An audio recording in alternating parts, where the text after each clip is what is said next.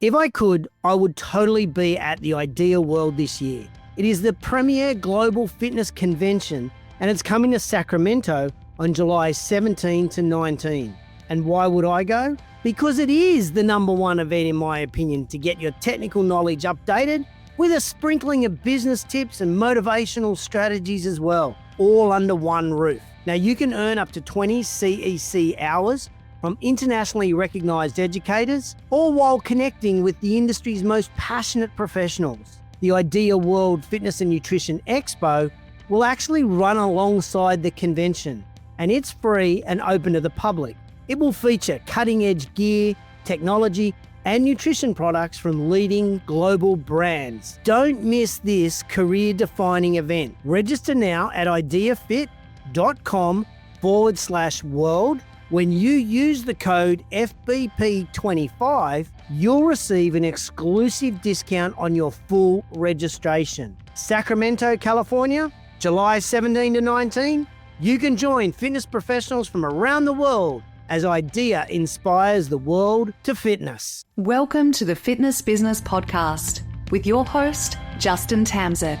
With over 30 years in the fitness industry, JT is a globally recognised authority with a mission to lower healthcare costs worldwide by getting more people moving and moving more often in quality facilities with qualified professionals. Every episode, JT digs deep with our guests to bring you insights that will help you lead, innovate, and boost your bottom line. So let's dive in. Take it away, JT. How do you stand out as a personal trainer? There are an estimated 740,000 personal trainers around the world, 300,000 in the US, 15,000 in Australia, 12 in parks in your local area, and maybe just you in the gym that you work out.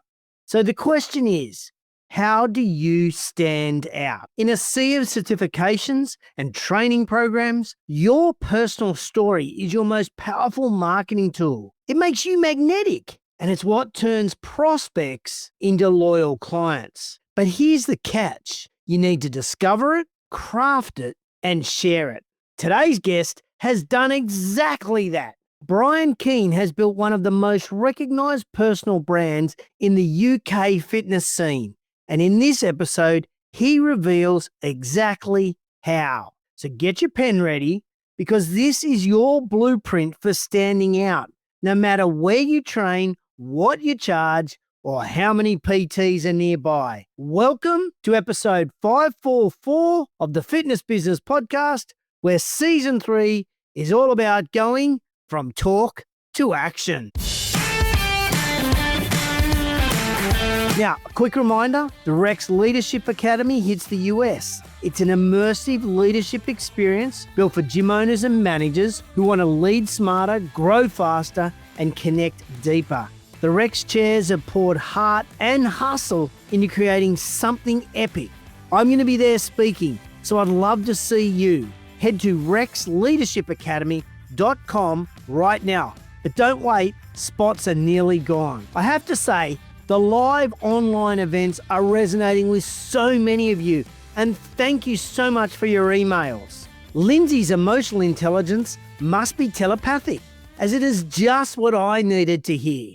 I completely changed my interview questions after listening to Lindsay, and I hired a unicorn who I know I'd have missed using my old methods. Matt inspired me to refinance my debt, and I'm now saving $2,235 per month. These are just 3 comments. Our live event replays can be viewed as an FBP insider at patreon.com/fitness business podcast. And coming up, we're going to go bang, bang with Kathleen Ferguson. From turnover to takeoff, level up your team to recruit, develop, and retain top talent. Closely followed by Frank Smarelli, say goodbye to high cancellations in 2025. Gamify your club or your studio and keep members longer. Check out fitnessbusinesspodcast.com/online events and register today, or go to Patreon fitness business podcast to grab the replays as our FBP Insider. Now remember, Wise Words with Dr. Patrick Porter comes straight after my chat with Brian. Brian Keane is super well known in the UK as the host of a #1 podcast for health. And he's a well-known personal trainer who, after a couple of failed attempts of running a business, is extremely vulnerable in our interview. Of course, he recommends you read any of his 4 books, including his latest, Rewrite Your Story, but he also highly recommends the 20 Success Principles by Jack Canfield. Now, I asked Brian, how would he explain the difference between a red ocean and a blue ocean? So my initial blue ocean was leaning into my personal story. So if I take you back a little bit, I qualified in 2012. So I've been doing this just over 13 years. But those first few years, as you know, Justin, with all the people that you serve and help, it's very difficult. You don't really know what you're doing. Every master was once a disaster, and you're not aware that that's a real thing, and that imposter syndrome is very prevalent in the early stages. And you're not clear on your message for who you're trying to help and serve. You just know you want to be in the fitness space. You want to help people get in shape, get stronger, get fitter, get faster, lose weight, etc. And all that started to change for me after about year 3. And what I started to do was I looked into my personal story. So for me, I played Gaelic football, very similar to Aussie rules football in terms of the physical difficulty, and you have to be muscular and strong and fast and lean. But also I competed in bodybuilding shows, and I was a professional fitness model for several years. So what I ended up doing was I merged those 2 worlds together.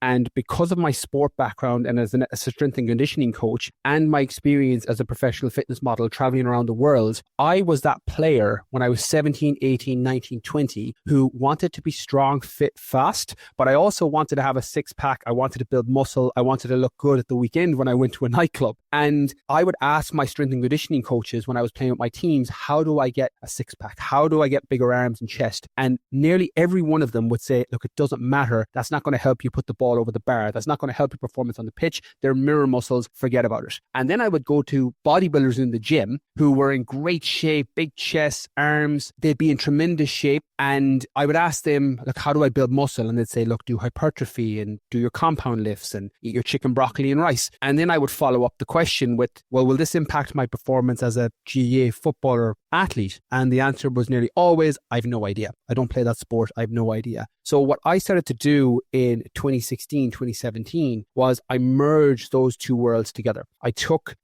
what I called the GAA Lean Body Program. GAA is Gaelic Athletic Association. It's the national sport here. And I called it the GAA Lean Body Program. So it was a strength and conditioning program merged with hypertrophy with a big focus on nutrition. Now, this is very popular now in 2025, but in 2017, it was one of the first programs that did this. And the example that I give is I created an organic Facebook video in 2017, which was just a minute going through what was in the program. It had 1 million views organically after 48 hours from people sharing, athletes and players sharing it, going, look what this guy is doing. And that was the first introduction for me into a blue ocean, where I'm like, okay, leaning into my story. And for me, I'm a big believer, and I do this now as a business mentor and coach, that you need to be the guide on the side. You know, Yoda, not Luke Skywalker. You're Dumbledore, not Harry Potter. You're the guide on the side. Your clients are the hero. But in the beginning and in the early stages, when you're growing, you can be the hero of the story, whether that's working through your IBS, or whether that's working through Crohn's disease, or whether that's building out a strength and conditioning program with a body composition element. There's something in everybody's story that got them into fitness first, that if they start to pull it out, it will speak to other people with that pain point.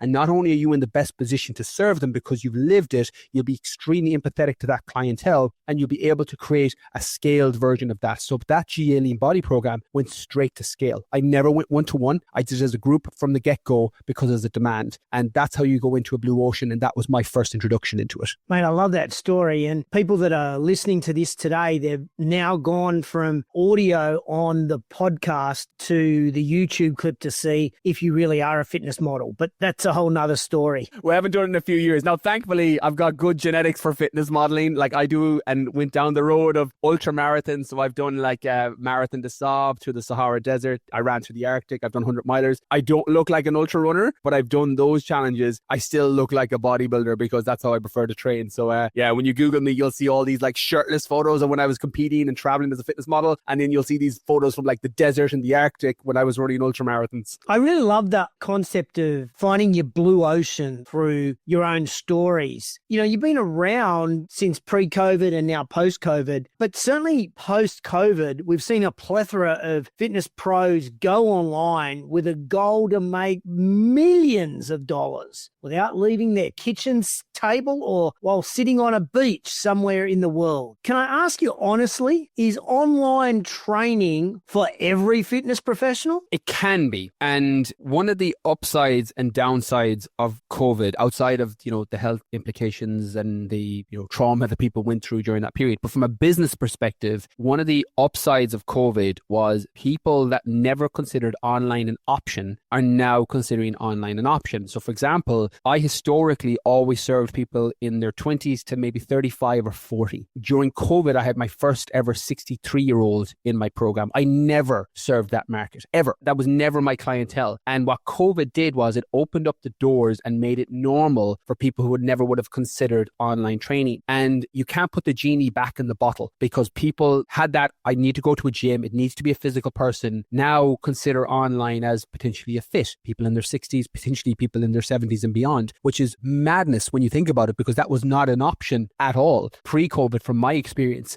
So in terms of building out an online program or an online offer, it really depends on what the coach likes to do. Personally, for me, I love having everything online. My entire business is online. My mentorship program for the consulting, my fitness program, the apps, that's all online because I like to be able to travel around. My daughter's 9, but when she was small, I like to be able to go to her school plays. I like to be able to do all these things that I potentially couldn't do if I was offline in the gym working as a one-to-one personal trainer. So it really depends. And a lot of coaches will like a hybrid model because it's an alternative revenue stream. The downside of being one-to-one in a space is you're limited by geography. Now, it's also a massive advantage competitively because if you're really good in that space, word of mouth can build your whole business model because it's all reputation based in terms of the service you deliver. With online, it's hard to make that crossover because the things that make you successful offline don't necessarily translate, because with online, you need to get niched. You need to have a market that you're speaking to. You need to have a good social media strategy, and ideally form of either short form content mixed in with long form trust building content like a podcast. In this example, I have the online business podcast, very similar to you. It's a long form trust building. So in terms of whether every fitness professional should consider it or trainer should consider it, it really depends on why you want to do it. And there's now less of a barrier to entry than there once was. So if you decide to do it, you just need the blueprint on how, because the service and the knowledge that makes you a great offline coach will transfer into online. It's just that the business model is completely different. Oh, by the way, I should give you this opportunity. Quick, plug your own podcast right now. Oh, I appreciate that. Yeah, the online business podcast. I know I've got you coming on. We'll have a great episode. So between these two will be a perfect 2-part series. So yeah, the online business podcast for anyone that's looking. It's for health, wellness and fitness professionals. So I do a lot of offline stuff on there too, because obviously that's my passion. It's my background. But we focus a lot on moving online, building online, but also those who don't want to do that hybrid model that I mentioned. And I think I want to come back to what you said about the red and the blue ocean model. If I'm in a gym and I'm a trainer in a gym or I'm a trainer in the park, it's my service standard that kind of separates me from everybody else. Where does the separation occur or the differentiation occur between online trainers? With online, your back end is completely different. So where your lead generation is coming from. When you think of a traditional sales funnel, you've got your lead generation, your inquiries, your conversions, the people converting into that, the service you're providing, and then the referrals and testimonies, and then it goes back into lead generation. That's generally what offline looks like. And online is very similar. It's just that the step-by-step process is different. So generally, when you're offline in a gym, in a park, your lead generation is normally word of mouth. It's people seeing you. It's physical location of people having a pain point that you're serving, and you happen to physically be nearby. That's where a lot of those leads are coming from. In online, you have to spread it out. So you can go, and I generally with my mentees take one of two approaches. I either call it a shotgun approach or a sniper rifle approach. You go single targeted platform or you go omnipresent. So single targeted platform is, right, what's my avatar? Who am I serving and what's their pain point? Where were they spending time online? So if you're working with corporate people in their 40s and 50s, you're probably going to have a LinkedIn strategy more than a TikTok. If you're working with people that are 18, 19, 20 and you're serving a younger audience, TikTok is going to be a considerably better platform. So you can go sniper rifle with the message to that platform. Omnipresent is where you go across everything. You've got your TikTok, YouTube, Facebook, Instagram, podcast, blog post, omnipresent approach. It really depends on what you like to do. I enjoy creating content in different shapes and forms. So I have a podcast, I'm on all the platforms, I write, I've got several books, and I enjoy that process of doing it across the board. But if you don't enjoy that, you go targeted with your message. And neither approach is better or worse. It's just, what would you prefer to do as the business owner, as the entrepreneur, as the personal trainer, as the fitness coach? And once you do that, then I like to combine it with a two-form approach. You have short form, because you're catching the wave of what's trending right now, which is very popular. YouTube Shorts, Instagram Reels, TikTok. That's a very trendy form of communication at the minute. But where people miss the connection is not driving them back to a long-form trust builder. And the analogy I give,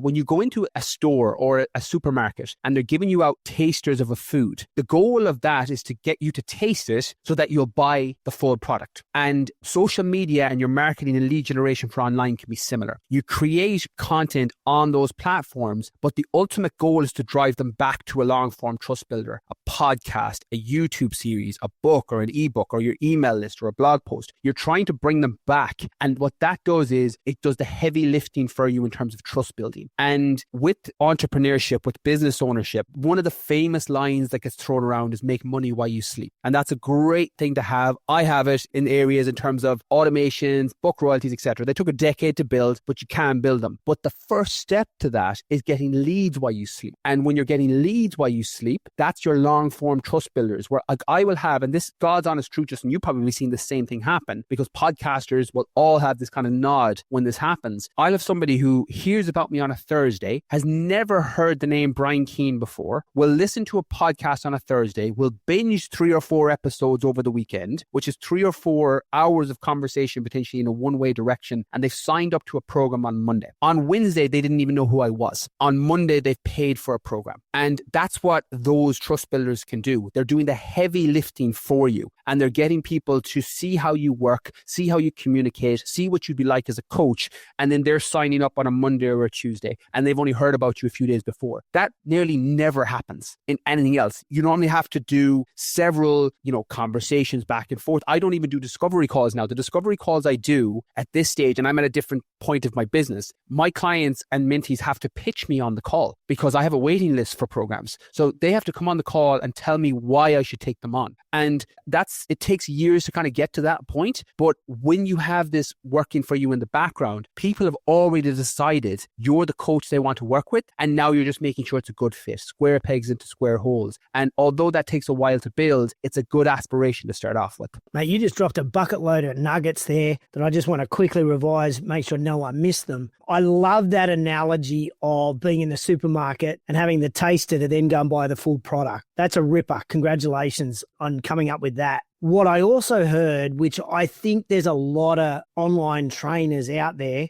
who are not good at doing the content. I lost count how many times you said the trust building activity or the trust building piece of content. And I think too many trainers that are going down this road of online, they just don't do that content. And then the third thing that I liked, respectfully to yourself, you said, it's taken me 10 fucking years to get here. It's not like you're an overnight success, but from the outside looking in, someone might go, overnight success. But the reality is, to be successful online, just like if you're offline, it takes time. And you just got to have some patience, right? 100%. And it's ironic because with clients in fitness, you very rarely get a coach who's like, right, I'm going to lose those 30 pounds of unwanted fat in the next 3 or 4 days or the next week or two. We never say that nearly as for fitness professionals, but sometimes we forget to put that lens back on the business, that things take time. And something that I won't even say changed my mind about, because I didn't in the early days have enough money to back in and work with a coach, a mentor, people that could shorten my learning curve. And at every stage in your business, you're either going to have more time or more money. You know this, Justin. If you've got more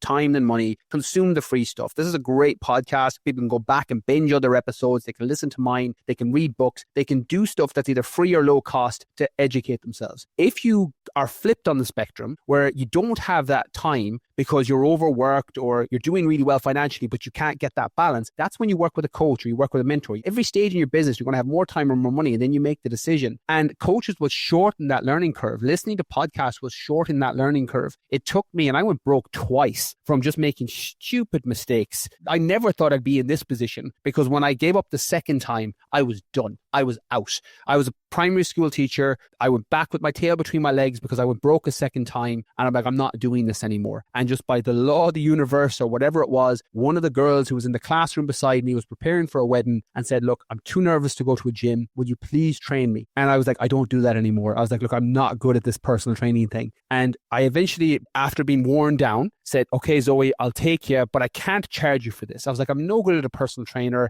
Like, I've gone broke twice. I'm a teacher. This is what I'm supposed to be doing. And she said, okay, I'll do it in the park. And I took her down 2 sessions a week. After 3 weeks, she started losing weight and came to me and said, look, Brian, I'm feeling amazing. I'm losing weight. Everything is feeling looser on me. I feel the best I've ever felt. Please take money for this. And that's in the moment when I realized, Justin, that I'm not a bad personal trainer. I'm actually just really bad at business. And that's a gap and a knowledge that I can potentially fill in. So you mentioned a couple of times there, Brian, you made some mistakes. I could almost guarantee one of those mistakes was around pricing. So what should we consider when creating pricing for online programs and coaching? I made the same mistake, Justin, that I think 80 to 90% of coaches make. And that's that I priced my service like a commodity, like you would charge for milk and butter. And this is what most personal trainers do. They either pick a number out of the sky, or more likely, they copy what other trainers in the region are doing. And that's a massive mistake to make. And although in the beginning, you have to start somewhere, pricing is very fluid because you're looking to see what's the ceiling, and it also depends on the market you're serving. So I do what I call a supply and demand model. It's a basic economics term where based on your supply and based on the demand, the price goes up. So for example, when I was a one-to-one personal trainer in a gym, and I do the same thing online now, when I was a one-to-one personal trainer in the gym, I could take comfortably about 30 sessions a week. And that was normally 5 sessions over 6 days or 6 sessions over 5 days normally. And that wasn't including contact time, program creation, etc. But in-person sessions, I could do about 30 a week. More than that, I felt my energy levels dipping, and less than that, I felt like I could do more. So my sweet spot was 30 sessions a week. So my pricing was based on my demand and based on the supply. As soon as I went to 31, 32, 33 sessions where people wanted to sign up and I was already full, the price went up.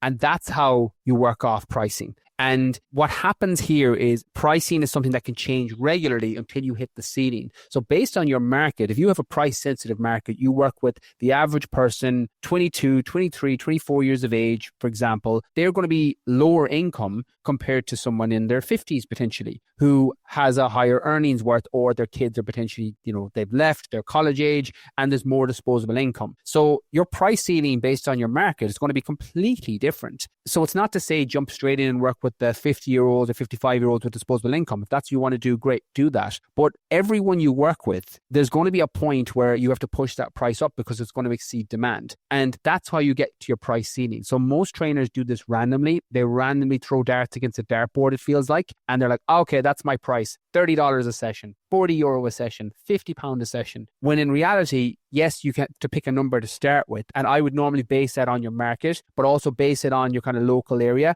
Online, you have way more flexibility with this because this depends on your market and the pain point you're solving. The analogy is a general practitioner doctor charges less than a surgeon because a surgeon is specific. They're niched. They've got a specific set of skills that they serve, so they're going to earn more money. You're the same as a coach and a trainer online. If you work with general weight loss, you're going to have a harder time pushing up your price than if you are someone who specializes in, IBS weight loss or Crohn's disease weight loss or menopausal weight loss, because it's more targeted, it's more niche, it's more specific. So that comes into play. Offline, it's slightly different because you're limited by geography. If you're in, New York or Sydney or London or Dublin, you're going to be able to charge more than somebody who's in a rural area because people have more disposable income, higher net worths, etc. So all of this comes into play, but sometimes people just do pricing randomly, like throwing those darts at the dartboard when there's so much context that's needed. But underpinning all that is the supply and demand model so that you're able to serve people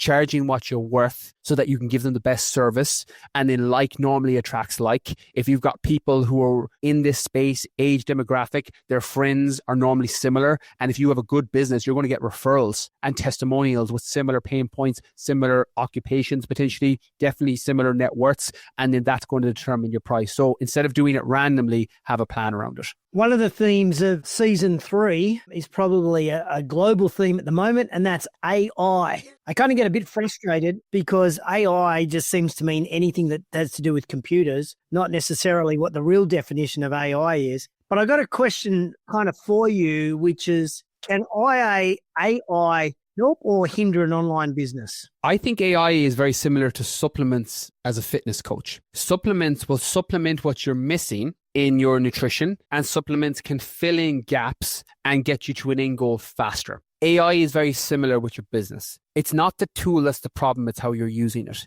And if you're using AI to help create ideas for programs, amazing tool. If you're using AI to do your marketing online with the soulless voice of a computer, that's going to massively hinder your business. So it's not the tool that's the problem, it's how you're using it. With AI, I'm a big fan of using it for things like podcasts. We use the AI on Riverside to get the show notes and the descriptions before I send it to my editor. So I've got title ideas, I've got takeaways, all done through the AI. We also use Opus Clip. And see, and you know, this is the secret sauce, Justin. You know, we're using the tool to enhance our experience and give us time back. And if you use it that way, it can be really useful. I had one of my mentees and I love him to bits, but I had to ban him from using ChatGPT because he would do sales copy and he would do Instagram descriptions and it would be like this soulless machine. And I'm like, did you use ChatGPT for that? And he was like, yeah. How did you know? And I was like, because this just sounds nothing like you. I was like, it literally sounds like a machine that wrote it. So it's not how you're using the tool, but I will do it for podcast titles. I'll do it for, we transcribe our videos into blogs for our newsletter using Video Blog AI, because you put in your 60-second video,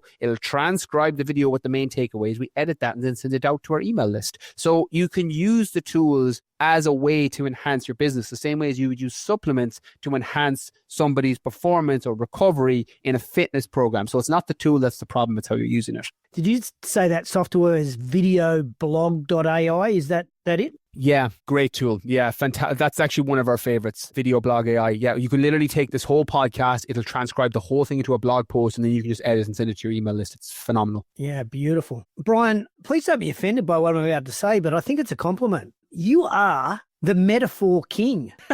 I do. My brain works in metaphors and analogies. But it makes it so easy for our listeners to be able to picture exactly what you're talking about. That supplement metaphor so thank you for explaining everything. Now, I always like to finish with a call to action for a challenge for all of our listeners. So my last question for you will be this. Complete this sentence, if you will, Brian. If you only do this one thing after listening to this episode, you'll be better off. So you should ask yourself what makes you different from me and Justin, because that's the first question to pulling out your story, because there's something you can do and a market you can serve that I can't easily copy or Justin can't easily copy. You have an inbuilt moat metaphorically around your business based on something you've gone through, and lean into that story. And if you don't feel comfortable with it, start using your clients to pull out their story. Marketing is just storytelling 101. Every business that you'll ever see do well, your Apples,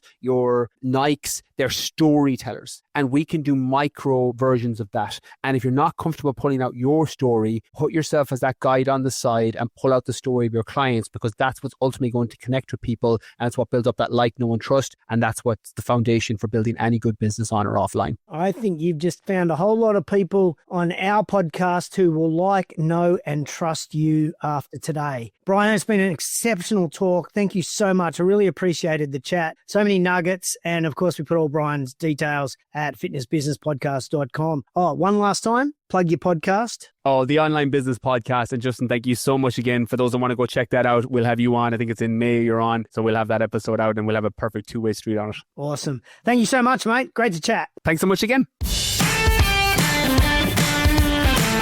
Drop the mic and exit stage right, Brian. Remember, we're all about actions in Season 3 FBP community. So now, get after it. I really enjoyed my chat with Brian. I was able to hear the practical applications of many of the lessons Danielle shared in episode 542. If you missed that ep, the link is in the show notes. So now let's drop into Dr. Patrick Porter's wise words. And I kick off with, what impact does sitting have on our body? Our bodies are designed to move and breathe. So stress could even be sitting at your desk for more than 2 hours at a time, because 20 minutes of sitting is now equivalent, they say health equivalent, to smoking a cigarette. So what they're saying is, when you're in a sitting position for too long, your body starts to shut down because it thinks that you're trying to sleep, thinks you're trying to recover.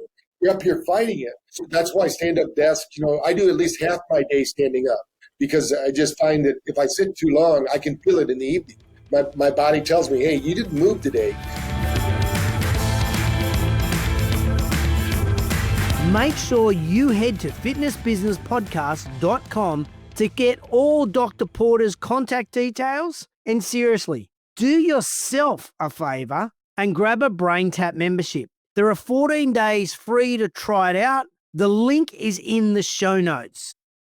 The trusted suppliers from Rex Roundtables this episode are eGym, providing a digital fitness solution with equipment; Butterfly, increasing energy efficiency with no upfront costs or risk; Lionel University, flexible online programs in exercise science for people all over the world; Evolt 360, providing body composition analysis technology; American Barbell, getting to you high quality fitness and strength equipment.